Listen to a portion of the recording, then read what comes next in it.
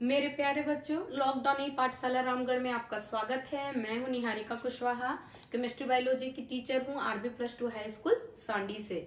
बच्चों, इसके पहले भी मैंने पार्ट 1 बनाया है अध्याय 14 का, जिसमें मैंने इस चैप्टर का इंट्रोडक्शन दिया है कि ये चैप्टर आखिर हम लोग पढ़े क्यों, ये अध्याय के बारे में हम लोग जानकारी क्यों ले।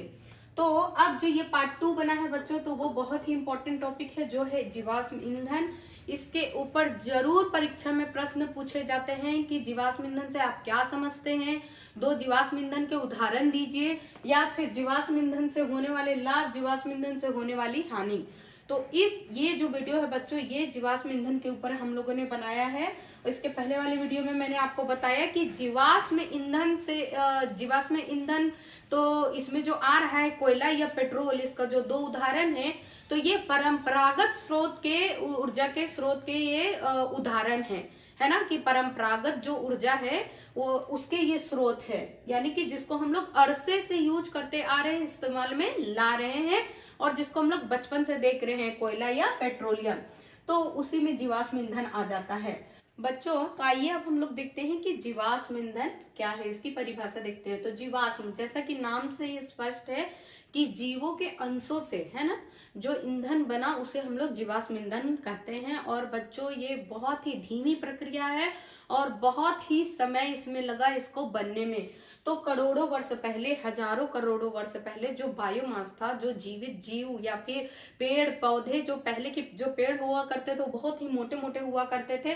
तो मोटे मोटे पेड़, जब पौधे सब क्या हुए कि दलदल में दब गए, तो धरती से, जो धरती का जो ताप है और दाब, अत्यधिक ताप और दाब धरती के अंदर दब करके पड़ने के कारण, जो दब गया धरती के अंदर, और उसके बाद उसमें जो ताप पड़ा और जो दाब पड़ा, तो उससे क्या हो गया कि कोयले का निर्माण हुआ। और समुद्र की तली में जो बायोमास यानी कि जो जीव जंतु है ना, जो समुद्र की तली में दब गए, तो वहां पर भी बहुत ज्यादा ताप और दाब पड़ने के कारण किसका निर्माण हो गया, तो पेट्रोलियम का निर्माण हुआ। तो पेट्रोलियम में क्या क्या आ जाएगा बच्चों, पेट्रोल, केरोसिन, डीजल, ये सब क्या है, पेट्रोलियम प्रोडक्ट्स है, और ये पेट्रोलियम के ही अंदर आ जाता है। तो ये था कि जीवाश्म ईंधन आखिर बना कैसे, है क्या जीवाश्म ईंधन। और दूसरी बात कि अब हम लोग इसके आगे देखेंगे कि इससे लाभ क्या है और इसके हानि क्या है। तो ये था बच्चों की जीवाश्म ईंधन, है ना। तो हम लोगों ने क्या सीखा कि हजारों करोड़ वर्ष पहले जो जीवित जीव जंतु थे वो दबे, और बहुत ज्यादा ताप और दाब पड़ने के कारण ये किस में परिवर्तित हो गए, तो जीवाश्म ईंधन में परिवर्तित हो गए। तो यदि आपको पूछा जाए कि जीवाश्म ईंधन के दो उदाहरण दीजिए, तो बच्चों आप क्या क्या लिखेंगे, तो आप लिखेंगे कोयला और पेट्रोलियम। ये आपको याद रखना होगा कि कोयला और पेट्रोलियम ये दोनों जीवाश्म ईंधन के उदाहरण हैं। ये आपको बहुत ही अच्छे से याद कर लेना होगा, कोयला और पेट्रोलियम। अब चलिए बच्चों, इसके लाभ और इसके हानि के बारे में हम लोग जानते हैं। तो जीवाश्म ईंधन से हम लोगों को लाभ क्या है और इससे हानि क्या है। इसके लाभ, तो बच्चों इसका जो पहला लाभ है कि ये सस्ता है ना, ये क्या है, सस्ता है, ये सस्ता है बच्चों, और कहीं भी उपलब्ध है, आसानी से उपलब्ध है बच्चों। ये क्या है, आसानी से उपलब्ध भी है, आसानी से उपलब्ध है। और जो तीसरा है बच्चों कि क्या है कि सस्ता है, आसानी से उपलब्ध है, और इसे एक जगह से दूसरे जगह,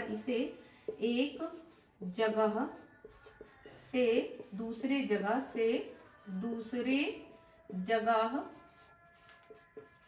ले जाया जा सकता है,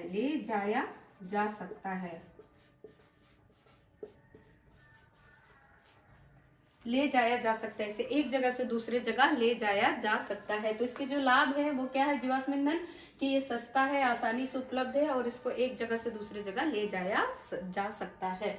तो ये है जीवाश्म ईंधन के कुछ लाभ है। अब देखिए बच्चों, अब जितना लाभ है और उससे ज्यादा इसकी क्या है, हानि भी है। तो अब हम लोग इसके हानि के बारे में पढ़ेंगे।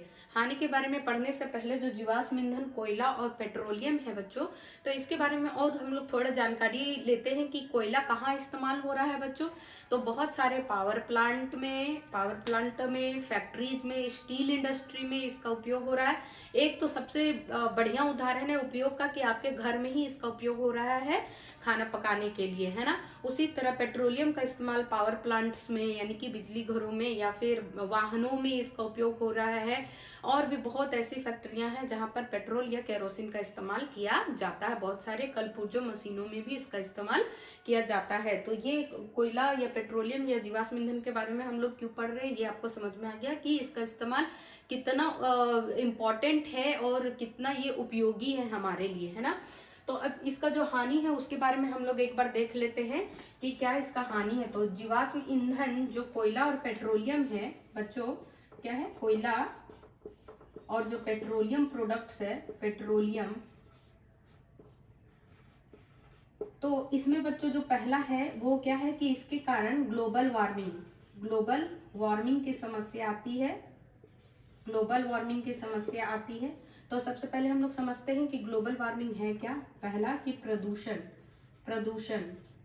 तो फैल ही रहा है और प्रदूषण के कारण ही क्या हो रहा है, तो ग्लोबल वार्मिंग हो रहा है। जो तीसरा है वो क्या है, अम्लीय वर्षा भी हो रहा है इसी के कारण, अम्लीय वर्षा। तो अब हम लोग एक एक करके इसके हानि के बारे में हम लोग जानते हैं बच्चों। तो पहला क्या है कि जीवाश्म ईंधन से लाभ तो हम लोग पढ़ लिए, और ये क्या है बच्चों, तो ये हानि है। तो जो पहला है कि कोयला और पेट्रोलियम से ग्लोबल वार्मिंग कैसे हो रहा है बच्चों। तो ग्लोबल वार्मिंग का मतलब होता है कि धरती का बहुत ज्यादा गर्म हो जाना। धरती को जितना CO2 या कार्बन डाइऑक्साइड चाहिए उतना तो है ही धरती में, लेकिन क्या होगा यदि कार्बन डाइऑक्साइड बहुत ही जल्दी ज्यादा से ज्यादा बढ़ने लगी इस धरती में, तो क्या हो जाएगा कि ग्लोबल वार्मिंग की समस्या आ जाएगी, यानी कि धरती का बहुत ज्यादा गर्म हो जाना। तो क्या होगा बच्चों कि ये क्या करता है, मान के चलिए ये हमारी धरती है, तो धरती में यदि कार्बन डाइऑक्साइड बहुत ही ज्यादा बढ़ जाता है तो जो सूर्य का प्रकाश है वो वापस लौटने के बजाय धरती के वातावरण में ही सीमित रह जाता है। जो सूर्य से जो प्रकाश निकल रहा है तो ये क्या हो जाता है, लौटने के बजाय वापस वायुमंडल में ही ये क्या हो जाता है, कैप्चर हो जाता है। इस तरह से इसका जो ताप वो बहुत ज्यादा बढ़ जाता है। इसी को बोलते हैं हम लोग, धरती का गर्म होना ही क्या कहला रहा है, ग्लोबल वार्मिंग कहला रहा है, यानी कि गर्म हो रहा है। धरती क्या हो जा रहा है, गर्म हो जा रहा है। अब क्या है बच्चों कि प्रदूषण, तो प्रदूषण कैसे फैल रहा है, तो जब हम लोग कोयला को जला रहे हैं तो कोयला को जलाने से, ये कोयला का मैंने रफ डायग्राम बनाया है, तो इसको जब जलाते हैं हम लोग तो कौन कौन सा गैस निकल रहा है, तो CO2 यानी कि कार्बन डाइऑक्साइड गैस निकल रहा है। NO2 पेट्रोलियम से सल्फर डाइऑक्साइड, नाइट्रोजन डाइऑक्साइड, ये 3 प्रकार के, इसको ग्रीन हाउस गैसेस भी कहते हैं बच्चों, ग्रीन हाउस गैस। ये क्या है, ग्रीन हाउस गैस है। तो ये सब जो गैसें निकल रही है ये हमारे लिए बहुत ही ज्यादा हानिकारक है बच्चों, बहुत ही ज्यादा हानिकारक।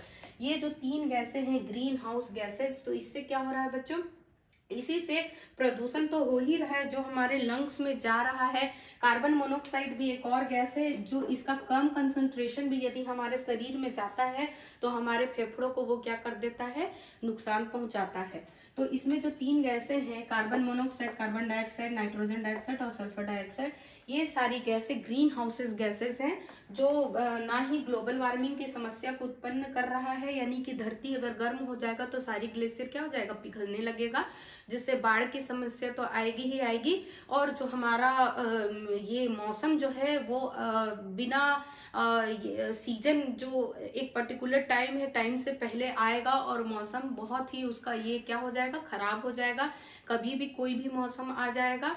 ये सारी समस्याएं हम लोग को झेलनी पड़ सकती है। उसके अलावा क्या है बच्चों, तो जो प्रदूषण तो फैल ही रहा है, जो हमारे लंग्स तक जाएगा, दूसरा है या फेफड़ों तक जाएगा, दूसरा है, तीसरा जो है वो अम्लीय वर्षा। तो ये अम्लीय वर्षा क्या है बच्चों, तो जब ये तीनों जहरीली गैसें वायुमंडल में जा करके जो वर्षा की छोटी छोटी बूंद हैं, जो छोटे छोटे कण हैं, वर्षा के छोटे छोटे कण के साथ मिल करके और जब वापस धरती में बरसती हैं तो उसका क्या pH क्या कर देती है, कम कर देती है।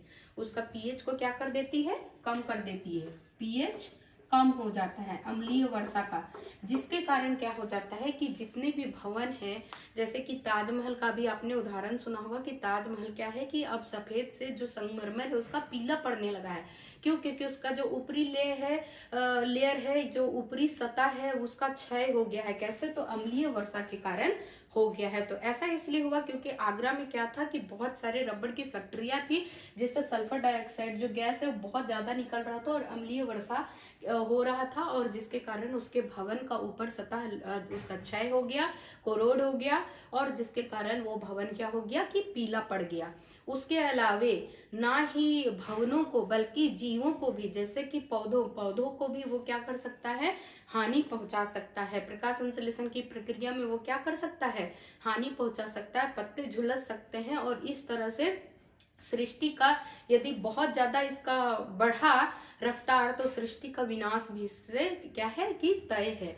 तो ये सब कुछ उदाहरण है बच्चों जीवाश्म ईंधन का। तो हम लोगों को क्या करना है कि इसका संपोषित प्रबंधन करना है, यानी कि उचित इस्तेमाल भी करना है, और आने वाले जनरेशन के लिए भी, उनके लिए भी हम लोगों को ध्यान में रखते हुए छोड़ना है। तो बच्चों ये ऐसा सोर्स है कि धरती में लिमिटेड है, यानी कि अभी हम लोगों को मिल रहा है कोयला, लेकिन एक न एक दिन ये क्या होगा, धरती के नीचे से मिलना बंद हो जाएगा। तो बंद जब हो जाएगा बच्चों, कोयला और पेट्रोलियम एकदम से ही खत्म हो जाएगा, तो उस समय हम लोग किन स्रोतों का इस्तेमाल करेंगे। तो आइए बच्चों, सबसे पहले आप इस चार्ट को ध्यान दीजिए कि अभी जो इस्तेमाल हो रहा है ऊर्जा का स्रोत, तो उसमें कौन कौन सा ऊर्जा है जो हम लोग ज्यादा इस्तेमाल कर रहे हैं। तो इसमें आप देख ही रहे हैं कि कोयला जो हर जगह इस्तेमाल हो रहा है, बहुत ही प्रचलित है। उसके अलावे जल ऊर्जा, नाभिकीय ऊर्जा, और उसके अलावे सौर ऊर्जा का भी इस्तेमाल हो रहा है। तो अभी तक हम लोगों ने ये जो पढ़ा ये परंपरागत स्रोत में था। अब हम लोग पढ़ेंगे कि गैर परंपरागत स्रोत में कौन कौन से ऊर्जा आ जाते हैं, या फिर जो नवीकरणीय ऊर्जा के स्रोत कौन कौन से हैं, जो खत्म नहीं हो सकता है। नवीकरणीय ऊर्जा के स्रोत यानी ये एक ना एक दिन तो खत्म हो जाएगा, फिर हम लोग को तो कुछ अल्टरनेटिव ढूंढना ही होगा कि ऐसा कुछ ऊर्जा के स्रोत जिसका हम लोग इस्तेमाल भी करते रहे और जो प्रदूषण मुक्त भी हो। तो नेक्स्ट वीडियो में हम लोग डिस्कस करेंगे कि ऊर्जा के नवीकरणीय और अनवीकरणीय स्रोत कौन कौन से हैं, और जो नवीकरणीय स्रोत में जो है नाभिकीय ऊर्जा हो गया, जल ऊर्जा, विंड एनर्जी, सोलर एनर्जी, ये सब के बारे में हम लोग पढ़ेंगे। और आपको जान करके बहुत ही इंटरेस्टिंग लगेगा कि अभी के टाइम में ऐसा भी ऊर्जा के स्रोत है जो एकदम प्रदूषण मुक्त है, और अभी साइंस कहाँ से कहाँ डेवलप हो गया है बच्चों।